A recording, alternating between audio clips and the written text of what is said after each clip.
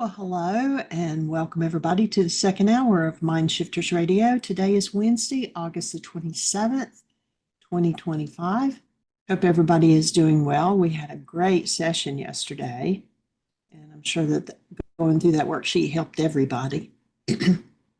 I'm adding quite a few shorts onto the YouTube channel. That just means that they're like 30 to 60 seconds long.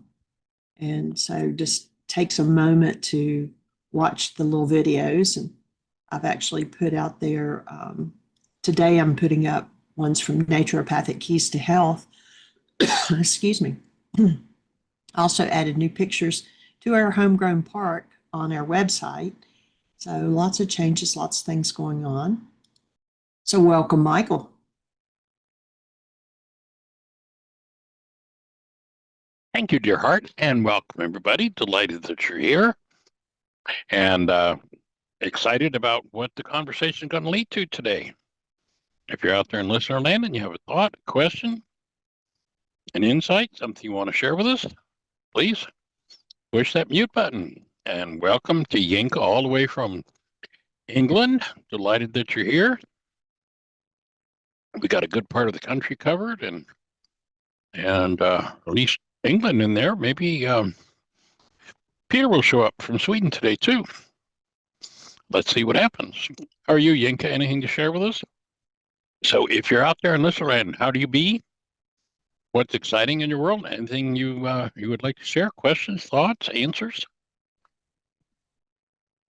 Well, I'm out there in listener land, and my name is Sally, and I want to thank Jeannie for sending me the partner for the work, and we got started yesterday, and we did worksheets together, and it was so surprising. I was doing like a hypothetical worksheet because I wasn't feeling any upset.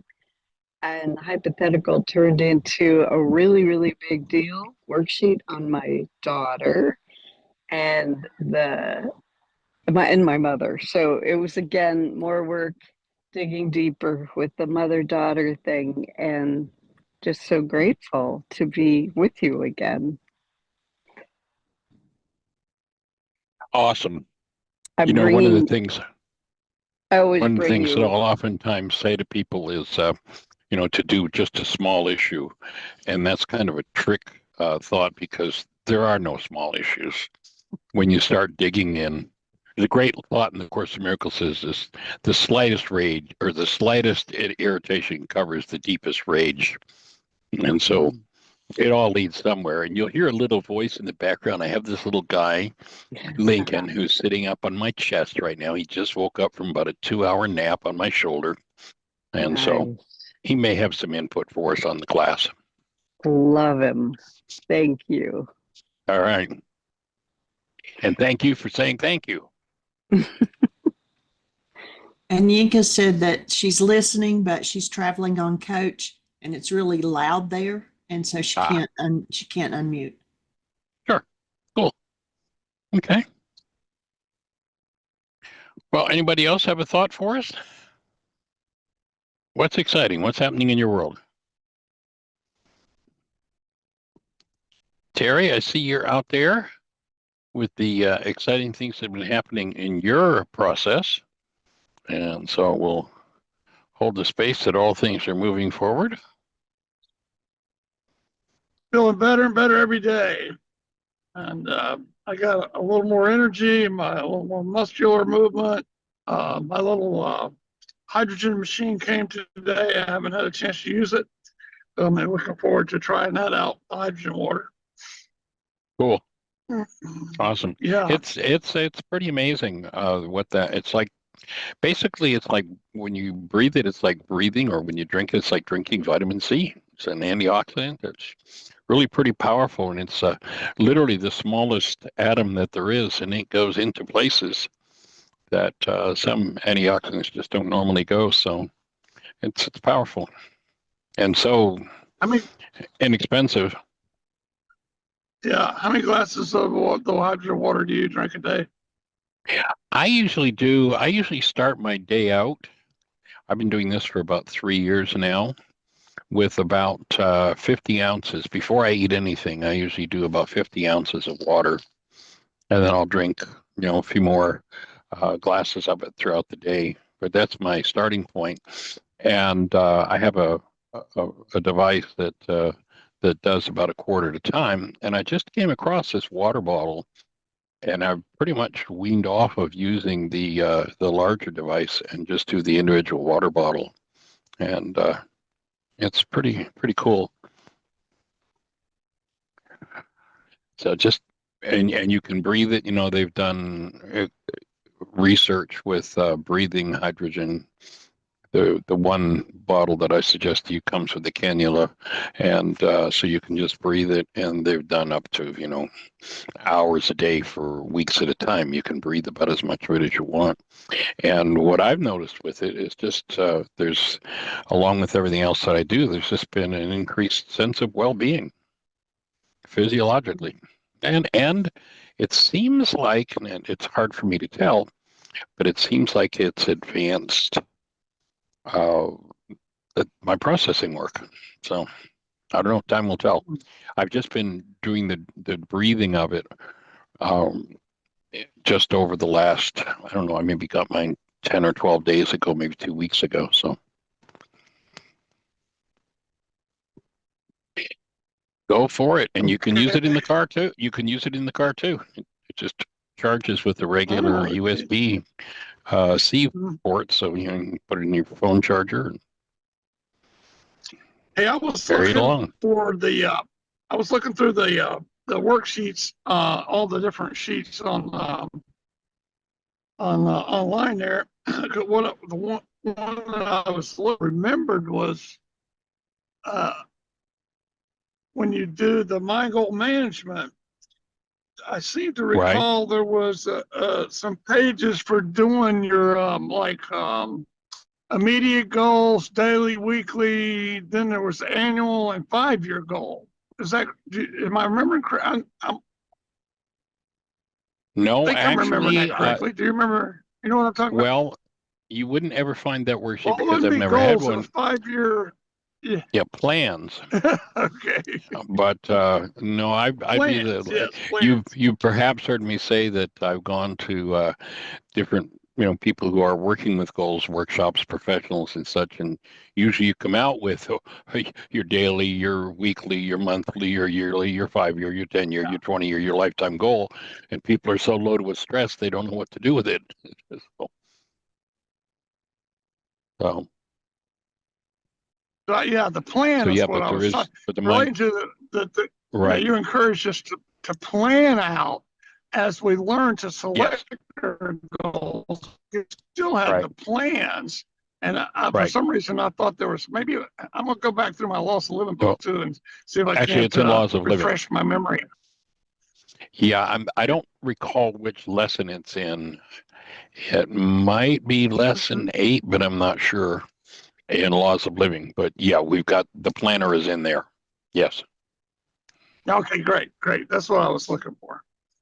Cool. And I put a link to the mind goal management sheet in the chat room. Yeah, that sheet I found pretty readily.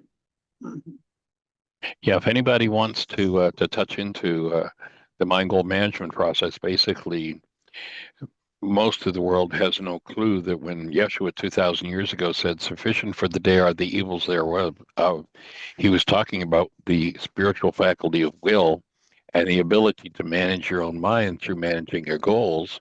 And he was instructing not to have goals for any more than the next waking period. Because if you do, every time you set a goal, you create a stress. And every time you create a stress, your mind has to give up resources to deal with and handle and prepare for that stress. And so when he says sufficient for the day are the evils thereof, that word evil is properly interpreted 2 different ways. One is unripened or incomplete, which would be the meaning there. You don't have any incomplete projects in front of you, except what you know you're going to finish in the next 24 hours.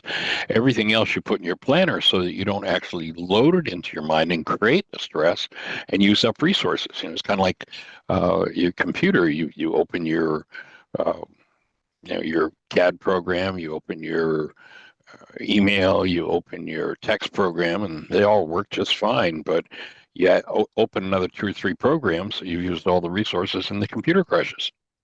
If you have a problem with procrastination, start canceling goals. Use that mind goal management sheet and watch the procrastination disappear. So he had some powerful insights 2,000 years ago about how this whole game works.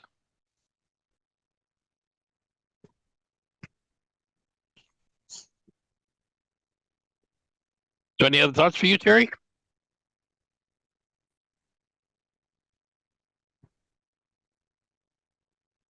There's nothing coming up right immediately. I'm just sitting with it for a second, seeing what was percolating. Go for it. Okay. Go for it. We've got some time. Has her hand up. Oh, okay. Well, why don't you go ahead and hang with that, Terry, and come on back when you're ready. Yeah. So, Melissa, how are you, young lady? I'm doing good. How are you? I'm doing well. Doing very well. I don't have a question or anything, but I just wanted to once again say a quick thank you to you. The other day, I haven't been live on your shows too much, but I've been listening to them all.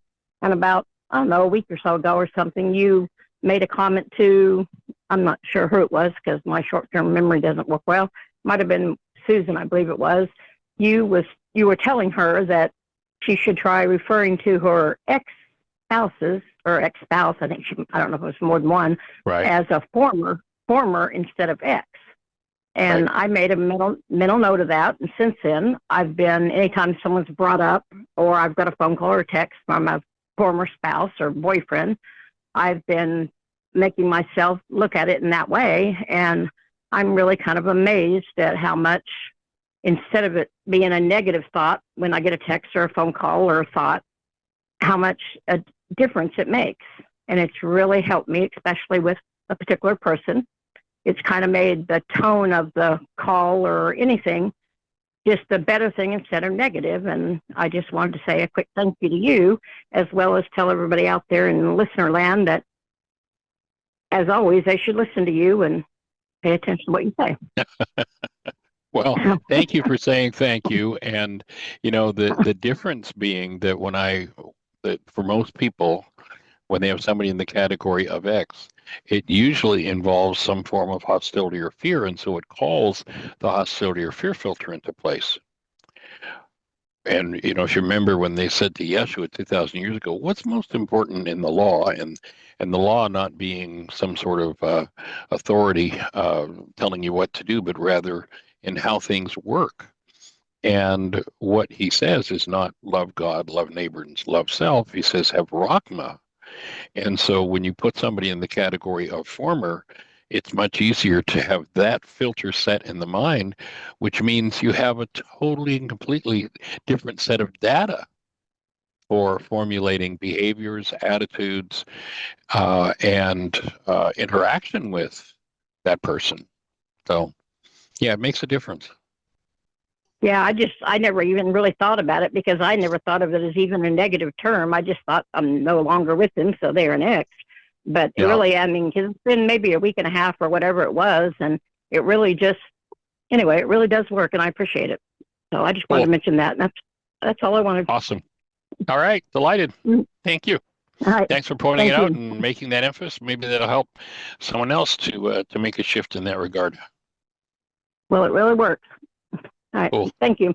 Awesome. All right. Hey, that brought up something for me.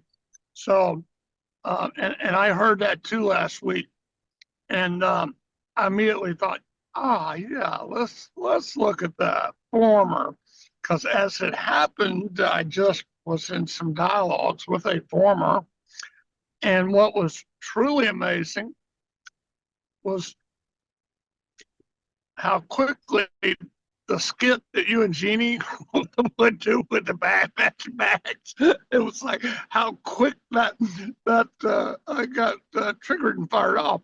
And so with the matching bags of garbage there is bring up stuff and to show me what's still to be dealt with.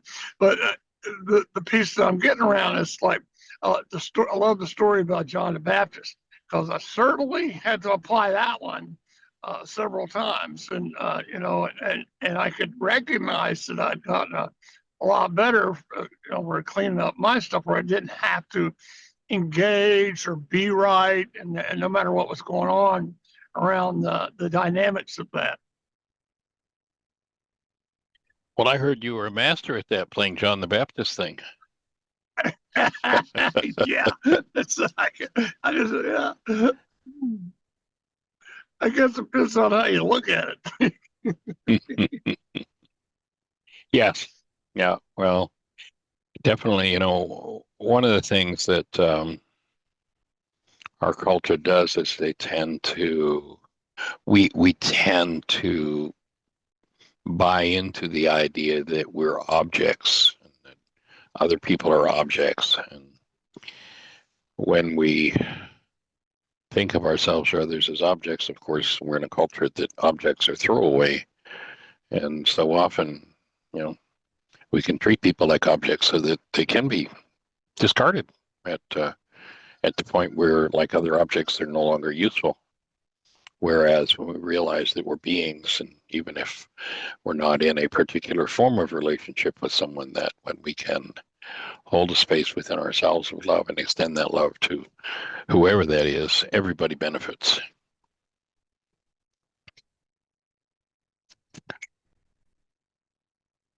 Cool, awesome. Well, anybody else, any thoughts to share before we step into a topic? So, Linda, young lady, how are you? Welcome. I am good, thank you. And I have a worksheet that I'd love to do with you. Okay, how can we support you? What's happening? Well, this kind of piggybacks on the previous worksheet we did, which has had powerful impact for me. Right. And I have been sitting with it. And in the midst of sitting with it and just getting clarity, I got into one of my perennial arguments with Larry about the definition of a word and how I wasn't wrong because I had a different definition. And he wasn't buying it, and both of us with our little bags of garbage flinging it on each other because this goes way back to the beginning of our relationships. And I realized, oh my God, I'm going around the same mountain again, just like I did with David. And so I sat with it for a while, and what I would like to do my worksheet on, very similar to that, but what came up for me for the first time ever that I can remember, the issue of this, I'll think of it just a minute, dread. Breathing with you. Dread. Dread. Yes. Is that dread around the idea of conflict? It right in your face. I looked up the definition for dread, and it was very helpful. She had an extreme fear or terror at having to meet or face some evil. It had used evil in the definition, but we'll use the Aramaic understanding of it, of being confronted by something that is overwhelming in relation to one's own truth or one's own being. Right. So my first, what it is for me. Yeah, my first offering would be when I hear that last sentence you said is that Remember our definition of denial: when I think or speak as though something outside of me is the cause of what's moving inside of me. And there's nothing in your world that has ever been overwhelming for you. But there are things in your mind, this condition called overwhelm, that circumstances may bring up. And when I'm in denial and thinking that it's something out there that's overwhelming, then I have to hide the root of what it is that I really need to look at and heal.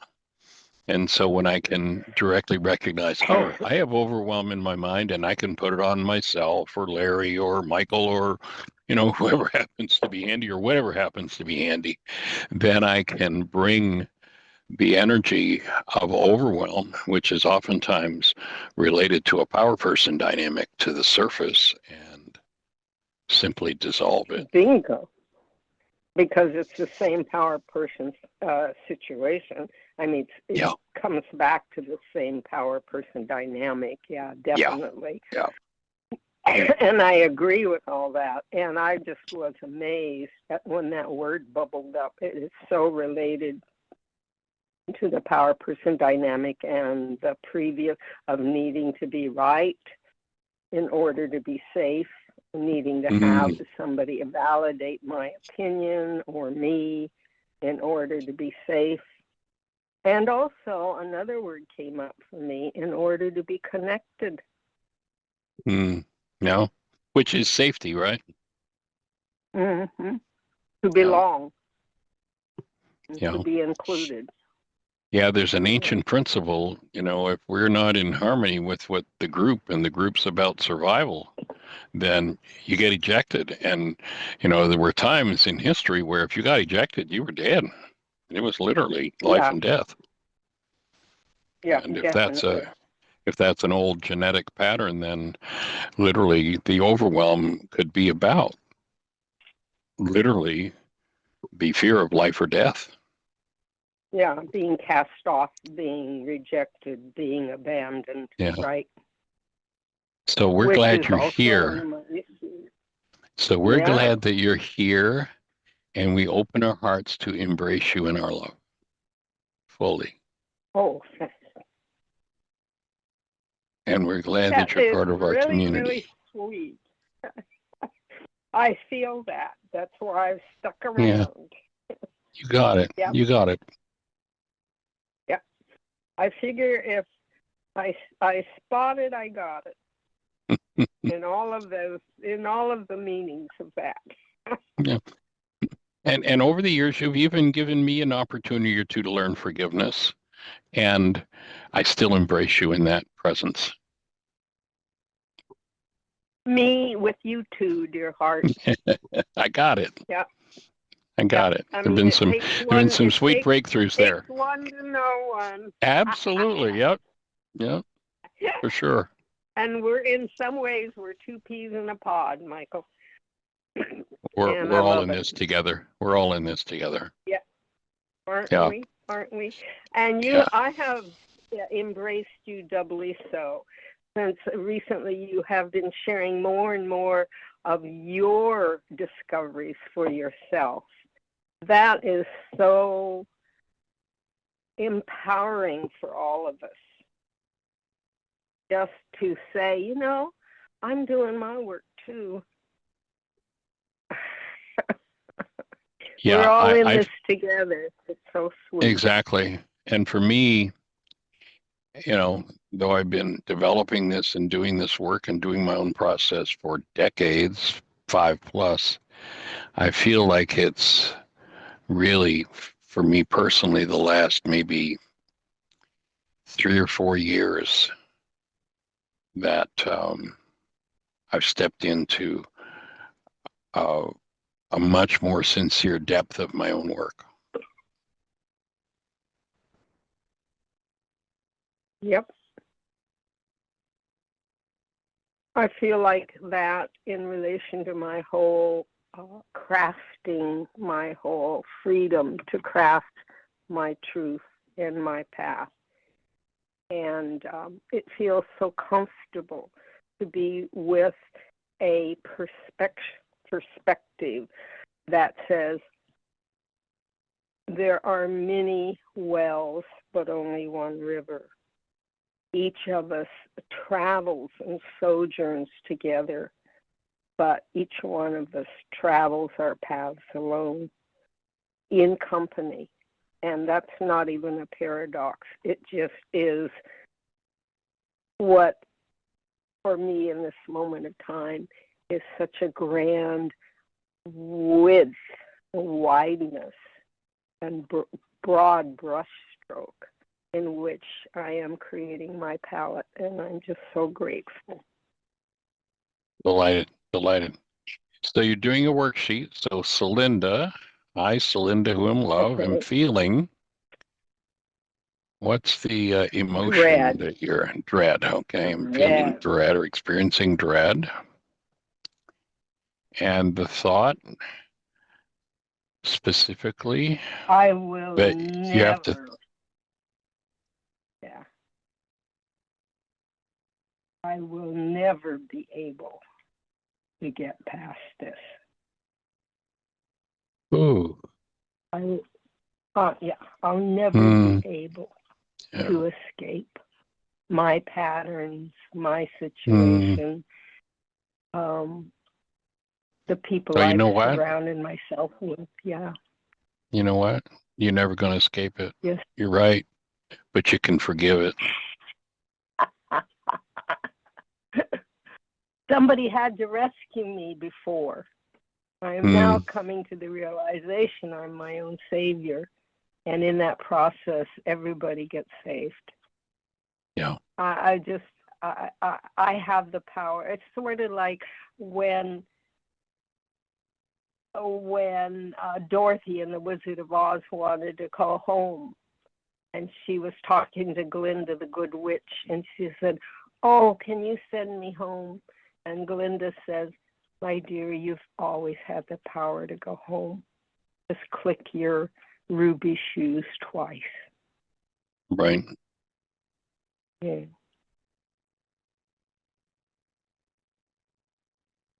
And I'm growing into that now by my grit and the grace of life itself and everyone in my life, including me.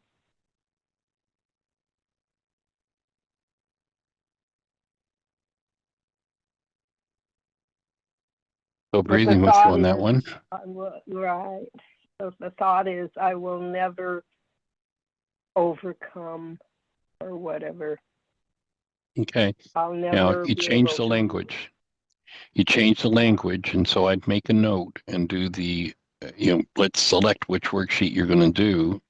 Is it going to be overcome or escape? There are two different worksheets that I think are going to be important to do around this issue. But which one do you want to do at this point?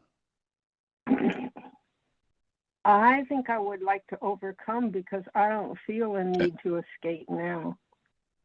Well, if you listen, remember Shakespeare told us, my words fly up, my thoughts remain below. Right. So the words that came out of your mouth a moment ago. Overcome. Yeah, good. And I'd make a note to do that one and escape, because that was your regulatory speech. That's what came up. I can never escape. So, but okay, let's go for the overcome. Okay, overcome. And it was in relation to, overcoming was in relation to stopping my patterns. I will never be able to stop my patterns. Both of those were actually. So then you're the object of attention number 1C. It's your own name. You're doing this worksheet on. Okay. So 1C would be Celinda. Okay. And the situation is my dread and never at the thought that I will never overcome this pattern. And when I do escape, the object of my attention is Larry. Mm-hmm. Well, that would be another worksheet to do. Right. But at this point, it down in my notes now. Yeah, good. Yeah, for anybody who's listening who hasn't done worksheets yet, I'll offer that when I do a worksheet, I've always got a stack of at least a dozen blanks. And what I've found over the years is that each time I do one worksheet, when I do it in writing especially, You know, I have a song that I sing to people who say, oh, I don't do them in writing, I just do them in my head. And the song I sing to people who do them in their head is, you'll remember, what's his name? Paul Simon. Slip sliding away. You know, the nearer your destination, the more you slip sliding away. And what happens is when we're approaching something that is a deeper level of trauma than our level of vitality, the mental game is to dissociate from it and escape. If you're doing the worksheets in writing instead of escaping, you pay attention to your thoughts in a whole new way. And what I've found over the years is that when I do a worksheet and I've got a dozen blanks behind it, I usually fill in at least 4 additional worksheets from each one that I do. I touch into the thought, oh, yeah, there's a goal that I've got that's got some pain around it. Oh, here's some sadness or fear or anger or whatever. And so you stick with the worksheet you're doing, but make a note of those subtle things that come up, or maybe they're very coarse things that come up, and put them on the next worksheet so you can follow through. So we've got Celinda in 1C, and I dread that I will never be able to. You used the word escape again. No, overcome. Okay. I can never overcome my negative patterns. Okay. That's so is there a punishment thought about yourself? Oh yeah, I get to beat myself up. Okay, beat myself up. All right. So then number 2, I'm willing to go through the physical, mental, and emotional symptoms of healing. So with the way you're speaking of this, that you know, when you apply the word dread, escape, overcome, this is probably going to be a pretty deep one. So there are allowed to be some pretty deep emotions that surface, and perhaps some pretty powerful trauma-based thoughts. So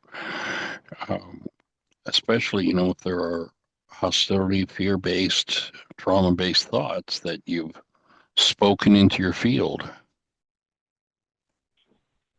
that you really want to, as you're touching into them, soften your breath, be aware of your breath, keep your breath moving, and be replacing those thoughts with thoughts connected to a mind of love.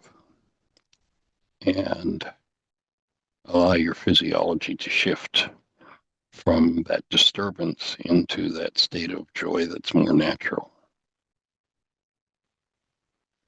And you know, each person has to do that work for themselves. There's no pill, there's no surgery, there's no therapy that can do this for me or for you.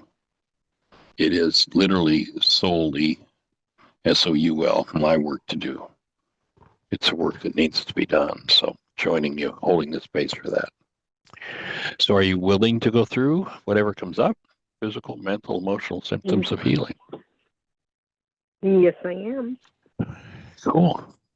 So holding the space for that and joining you in it. And breathing. So what's the goal?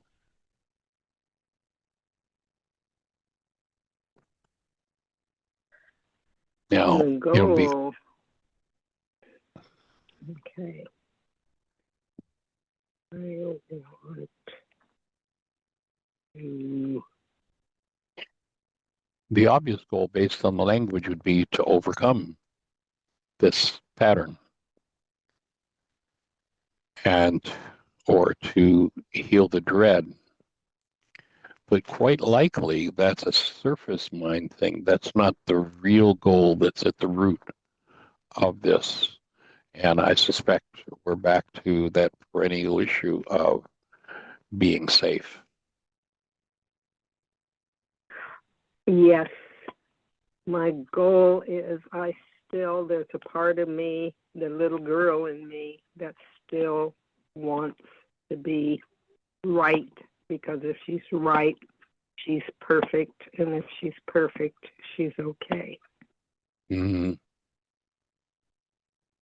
Yeah. So a good Safe. piece of the She's safe. safe, yes, I got it. So a good piece of the puzzle to put in here at this moment would be when you're projecting that onto Larry, to take a breath and just in your mind offer him the safety that you're looking for yourself. Offer him the abundant generosity of approval and embracing him. Even though your mind is saying, wait a minute, perhaps.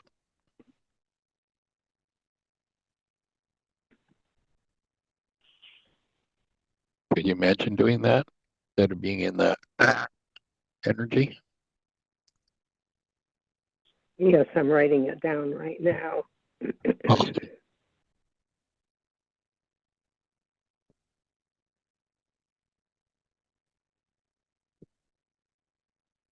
What I wrote down was I offer Larry the safety, approval, and acceptance of his being as he is. yeah. And notice the only time there's trouble doing that is when there's something about safety in yourself resonating that needs to be let go of. It's the defense. Yeah. I feel attacked. You know what's really funny? He's attacking me because he's feeling attacked. Mm-hmm. It's kind of strange how that works, isn't it? Yeah, he says, yeah, I know, I'm wrong. I'm the one who's wrong. So, and do you find? I am defending myself because I don't want to be wrong. Yeah, right. Don't want to be wrong. Of course, I want to be wrong, or I wouldn't be miring or mucking around in it. You know, and when you've judged yourself as wrong, is that when you find yourself giving him your daily dose of disapproval? Thank goodness it's not a daily dose anymore, Michael. All right. The last few months, it's gotten really, really good. It's just that's awesome. When this subject comes up. Yeah. So the mind's getting a little sneakier at it. Myself as being judged wrong. When I judge myself as being judged as wrong, and that I've got to measure up. There's your goal. And there it is. There's your goal. I want to be judged as right and worthy.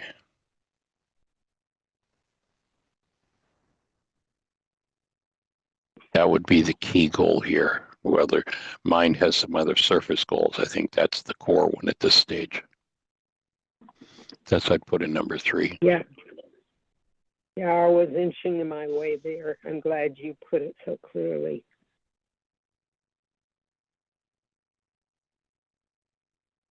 And breathing with you into that one. It's really been a mega sore spot since the earliest days in your body in the world, hasn't it? So I can be safe.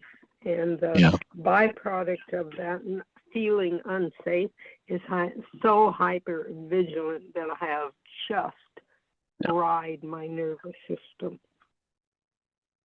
So the overloading your own nervous system, and notice that the message that goes out from the hypervigilant person, they're usually hypervigilant around a particular thing, in this case, safety, because underlying it are thought disorders based in not being safe. So the hypervigilant person about safety is continuously, literally sending out an actual measurable high energy wave that says, is there anybody in the neighborhood that knows exactly how to make me feel unsafe like this? And of course, since you live in a world where the Creator has promised you that if you ask, you'll receive, you're going to get what you ask for. That makes sense? Yep. So perhaps the choice. Oh, somebody out there confirms my erroneous belief system that I am Exactly. unsafe and demonstrates it for me. Yes. And if they don't, you've got a good hallucinogenic system that will fill in the blanks for whatever's missing, right? Yeah. We all do. That's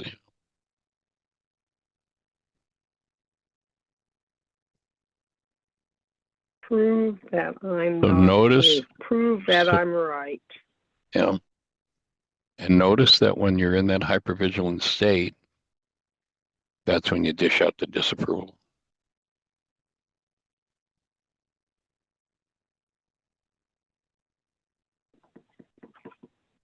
And you get back exactly what you've been looking for, because that's the purpose of the world, to give you what you asked for. Now, of course, most people say, well, wait a minute, Michael, I haven't been asking for this. No, not in our heads. We haven't been asking for it, but most people don't know that their askers not in their heads. It's in their hearts. It's in their unconscious. And it's the accumulated data in the mind that creates the asking.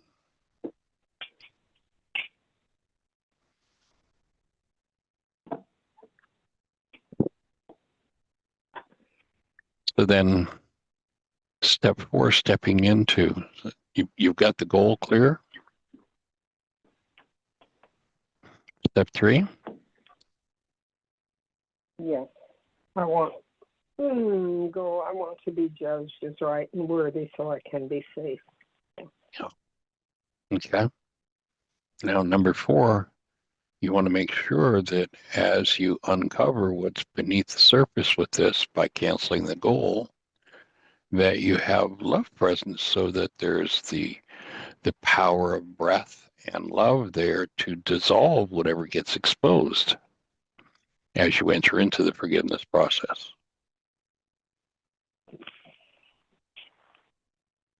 And so as you transfer your answer literally from number 3 down to number 5, I cancel my need. I cancel my need.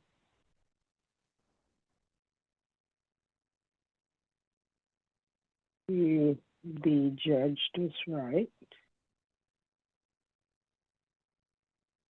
Breathing with you. And worthy. Or I can be safe. And that would probably be worth breaking out into 2 worksheets, to one where you cancel the goal to be right, and do a second worksheet where you cancel the goal to be worthy. Each of those will produce a different healing result. They're different files, so to speak, in the mind that need to be cleared out, that contribute to this underlying current in your life that you're ready now to pitch and be finished with. Yeah, and what's interesting, when I cancel this, I am affirming that I'm willing to consider that my rightness about being unsafe is invalid. Okay.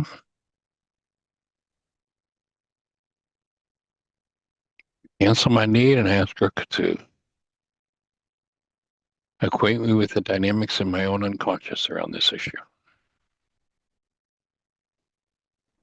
So as you just totally and completely cancel that goal, where does your mind go? Immediately to my mother. Mm-hmm. I never knew when the shoe would drop. I think it has to do with my eyesight shutting down, my dread of the future, because that's what, and cataracts, according to Louise Hay, if she is correct, have to do with a fear of a dark future. Breathing with you on that one.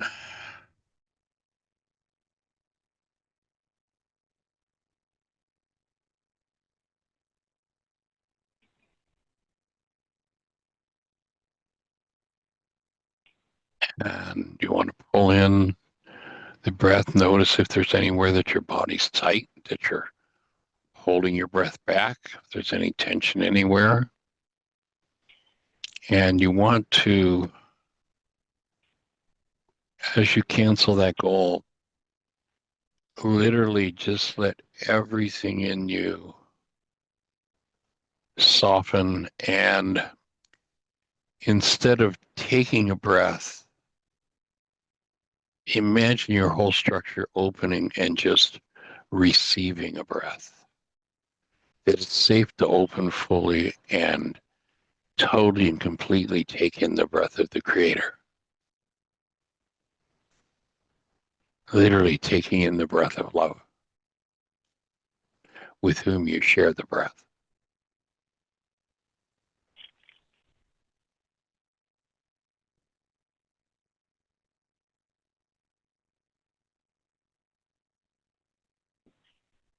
And as you do that, how do you feel?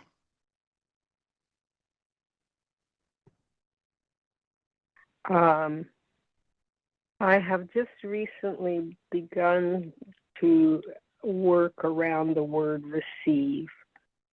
And when I looked up candidiasis in Louise Hay again, one of the possible conscious states of thought consciousness was great takers. And I am beginning to see how when I have been so needy, it's like the hungry ghost. Can't ever get enough. There can't be enough validation. There can't be enough love. There can't be enough acceptance. It's just a chronic, empty lava tube that never gets filled. And so the thought of receiving, of just resting and receiving, is just a whole new thought. Nice. Yeah, of course it can never be filled if I won't open it to be received. So then I'd go ahead and put that in number 6, how that feels in those thoughts, detail those thoughts of, it couldn't be filled because I wasn't receiving. And, the in the culture, they tend to tell us it's a give and take world. It's not a give and take world. It's a give and receive world.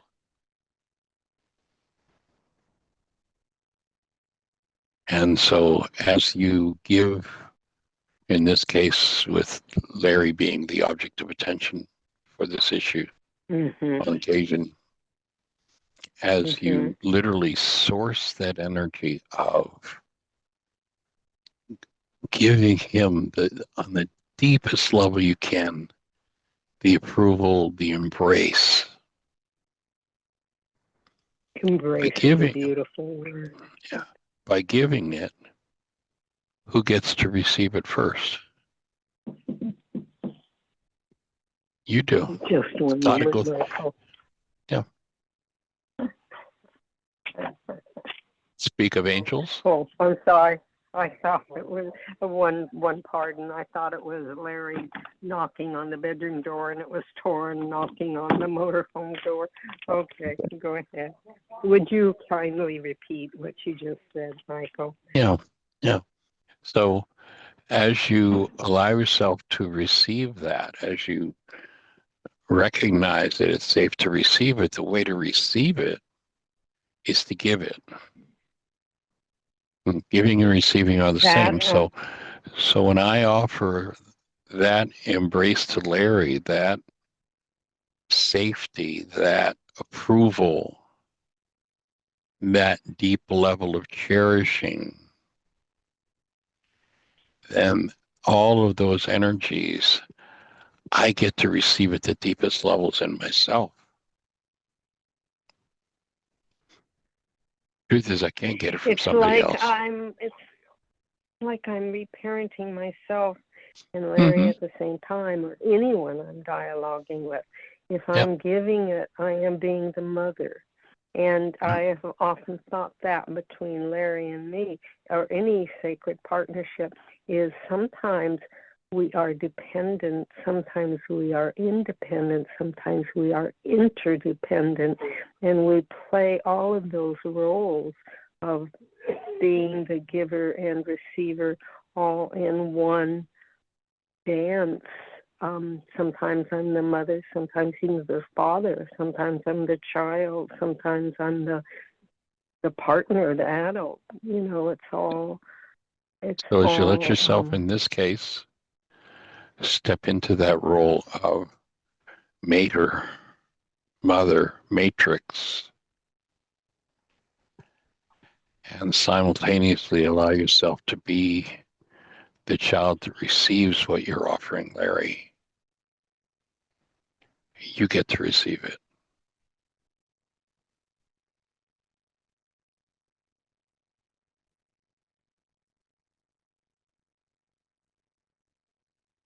So then, what would your goal be toward Larry in number 7? You receive no, to embrace recognizing him. I embrace and make sure it's based on the goal you identified in number 3 and canceled in number 5. fully in his goal. There's a great circumstance or situation in, I forget which one of the books that wasn't canonized, but Yeshua is with the disciples, and the Pharisees are railing on him. They're all over him, and the disciples turn to Yeshua. In effect, say to him, why don't you sock it to them? Why don't you give them back some of their own medicine? And he just says, I have none of that in my store. What if you weren't capable of offering disapproval no matter what happened? What if that just was not an energy that you could even generate if you wanted to? How different would your life be? I would, right, and I would desire that. It's my desire that I become that which I already am. I love expressing, regardless of circumstances.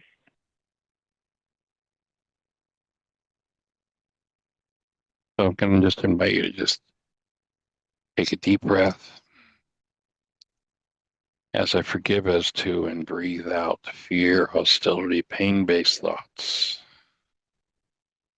especially the ones I've spoken into my energy field, perhaps repeatedly,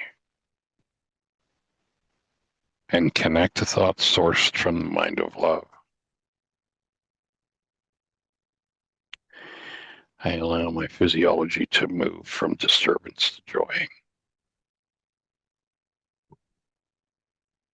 So joining you and allowing yourself to move to that.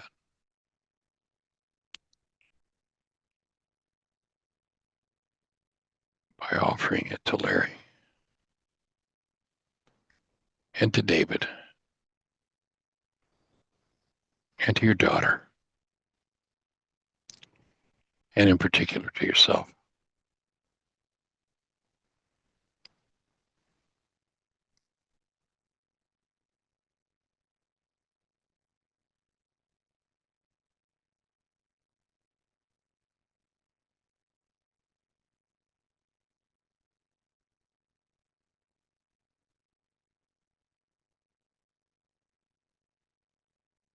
Notice where the pulsing is in your body.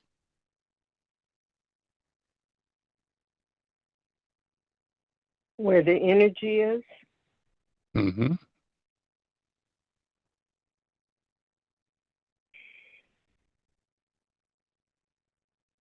I'm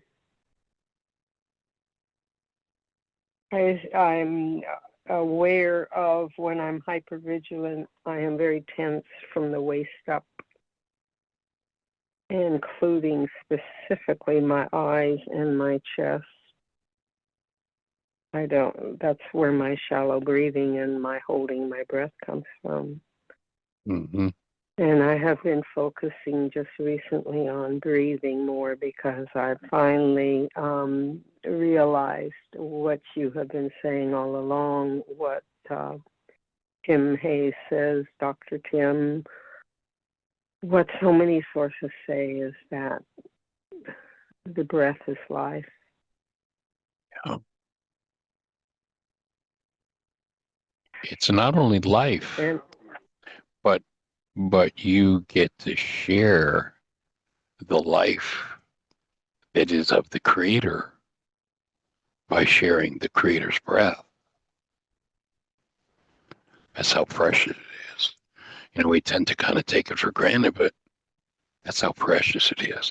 You're sharing that breath literally with the Creator because it's the Creator's breath. And the first breath you took, the Creator breathed into you your human life, love.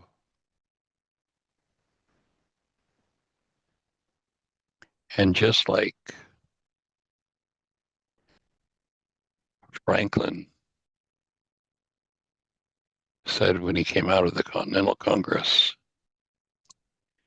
here you are, you have your political structure, the one you wanted, if you can keep it. The Creator gave you love, gave you the breath of life.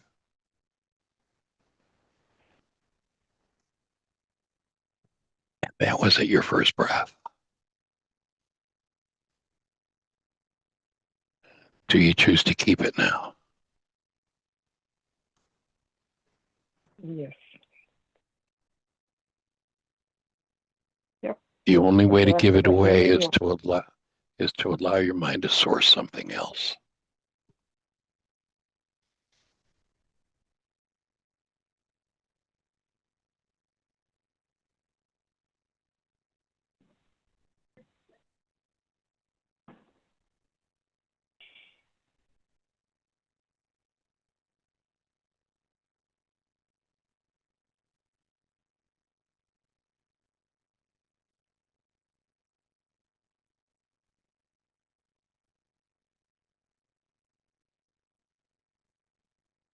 So breathing with you. And it's the only way to get to receive it too.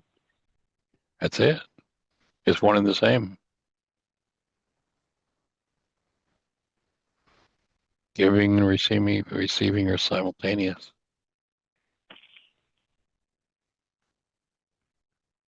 If I give hostility, I receive hostility. If I truly offer and give the active presence of love, then I get to receive the active presence of love. Real simultaneous actions. Kind of like that old song, you can't have one without the other. So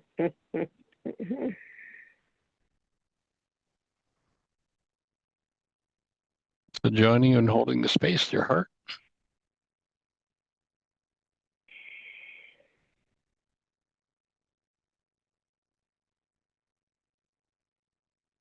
Thank you for asking. Yeah. Opening that space,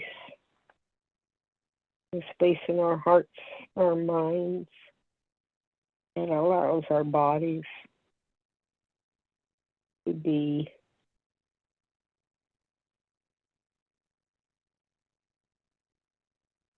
what we are. So just allow yourself to receive that breath and let every bit of resistance in you soften and let it go. And let that breath reach right down into the very depth of every cell in your structure. Into my toes. Into your toes. And my nose. Yep.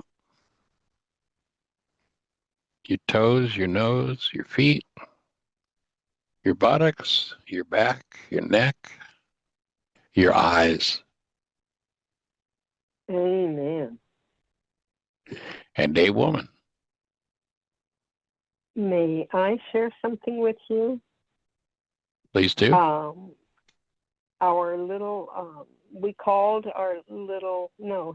us, our little Hispanic friend who bought our property in New Mexico, the one that we rescued from the warehouse and put in our casita. Then he eventually bought the house.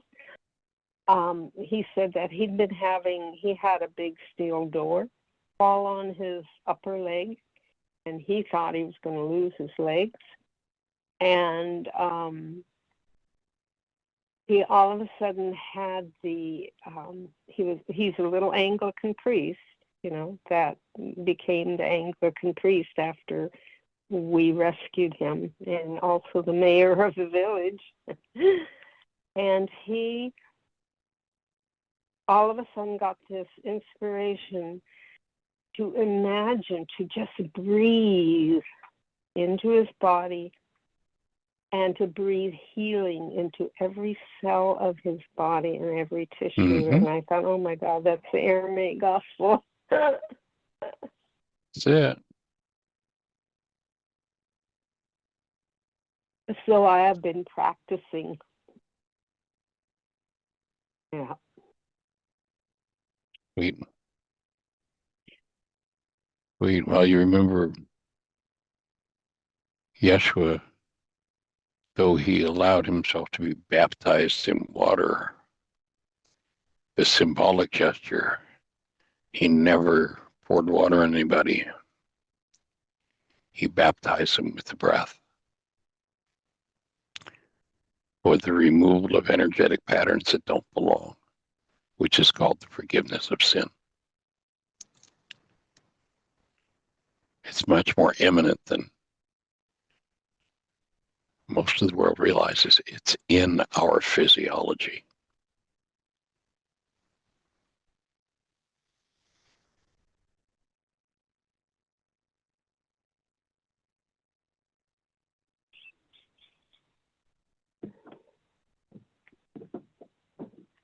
Well, thank you and nice work. Thank you. I've made many, many notes, and I shall reflect on them. And at some point, I am sure that I will have feedback for you. Wait. Holding space. Thank you. Keep the breath flowing. It is. Everybody, well, thank you for joining us. Much appreciation and holding the space that you have quite literally the best year yet of your eternal life. And pass it on. The world's in need of it. It's time. Blessings. Bye-bye.